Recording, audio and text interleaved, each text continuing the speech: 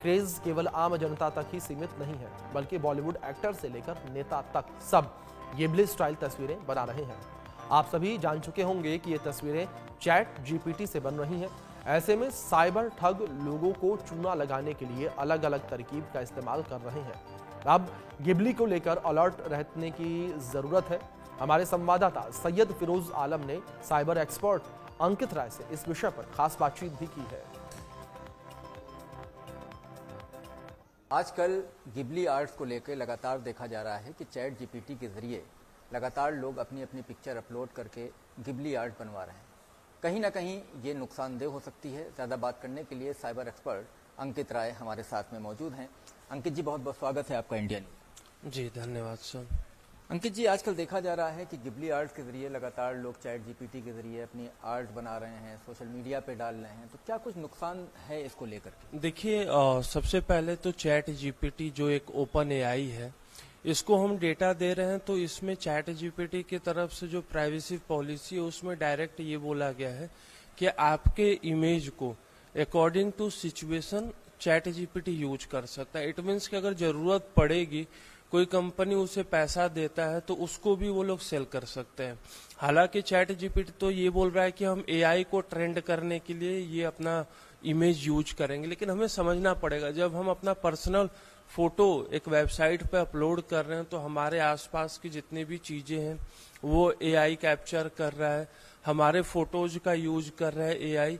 तो कहीं ना कहीं इन फ्यूचर में इसका एक बहुत बड़ा प्रॉब्लम है। जैसे कि प्रॉब्लम की अगर मैं बात करूं तो डीप फेक, अभी कुछ दिनों पहले तक हम लोग इसको लेके काफी सीरियस टॉपिक पे बात करते थे कि डीप फेक ये प्रॉब्लम कर सकता है, डीप फेक से क्राइम हो सकता है।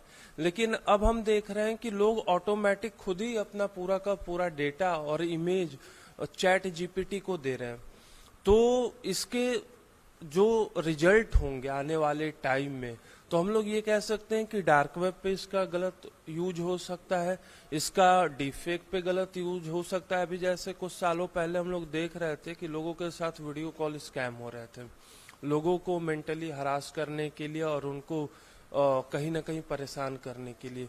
तो ये फिर से मुद्दा हो सकता है, जब हम किसी भी, चाहे वो लड़की हो लड़का हो, हम अपना फोटो दे रहे हैं, अगर कल को in future chat GPT dark web पे अपना डेटा सेल करेगा, तो उसके बाद जो उस स्कैमर जो होंगे या साइबर क्राइम करने वाले जो लोग होंगे उसका यूज करके साइबर बुलिंग को एक फॉर्म दे सकते हैं और कहीं ना कहीं से और भी बड़े बड़े क्राइम किए जा सकते हैं। डेटा उठाने की बात करें अगर हम, तो फोटोग्राफ्स हैं, फोटो के जरिए लोग अपना फोटो चैट जीपीटी में भेजते हैं। कैसे फोटो तो कहीं से भी आदमी उठा सकता है, इस गिबली आर्ट के जरिए नुकसान हो सकता है, ये थोड़ा सा हमारे दर्शकों को समझाएं। जैसे कि देखिए, अभी तक हम लोग चाहे फोटो कहीं पर भी देते हैं, गूगल पे देते हैं या मेटा पे देते हैं, तो ये सारी कंपनियां एक प्राइवेसी पॉलिसी रखती हैं कि आपके डेटा को हम किस किस जगहों पे यूज करेंगे। लेकिन चैट जीपीटी अभी तक इसको पूरी तरीके से क्लियर नहीं किया है और साथ में ये एआई को ट्रेंड करने के लिए यूज करेगा। तो कल को अगर एआई अपना डेटा किसी को भी देता है, तो आप ये समझिए कि जैसे मैं यहाँ पे बैठ के आपके साथ में इंटरव्यू दे रहा हूँ, तो जब भी एआई हमारे डेटा को ले रहा है तो आसपास क्या क्या चीजें हमारे साथ हो रही हैं, हम अगर माइक का आपने यूज किया है तो इंडिया न्यूज का है, मैंने हाथ में वॉच पहना है तो ये क्या चीज है, हर एक डेटा को एआई फिर यूज करता है। हम लोगों को चीजें समझनी चाहिए। जो अभी तक मेटा ले रहा था या फिर गूगल ले रहा था, तो वो इमेज आप अपना फोटो प्रोफाइल लगाने के लिए कर रहे थे, लेकिन जब एआई को ट्रेंड करने के लिए इसका यूज किया जाएगा तो इसका बहुत ज्यादा मिसयूज होगा और डीपफेक का सबसे ज्यादा एक जो खतरा है वो बढ़ेगा।